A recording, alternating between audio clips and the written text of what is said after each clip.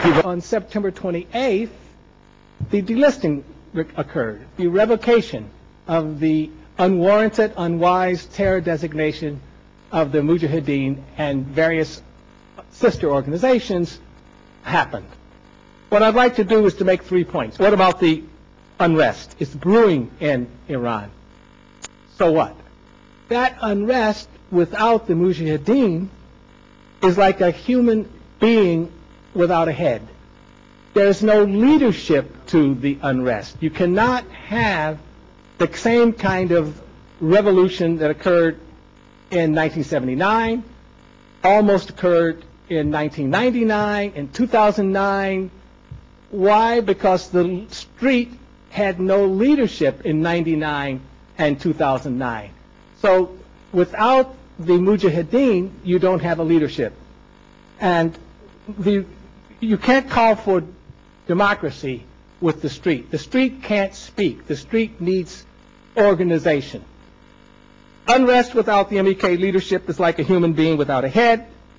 I mentioned that the Green Movement has no leadership. Who in particular, Moussavi and Kroubi, are regime people. They accept clerical rule, they accept Vilayat al-Faqih, and they just simply want to have some of the power. Secondly, if the regime pays more attention to the MEK, that means that the MEK is important. What impact the delisting should have on U.S. policy toward Iran? The answer is what? Reset American policy toward regime change from within.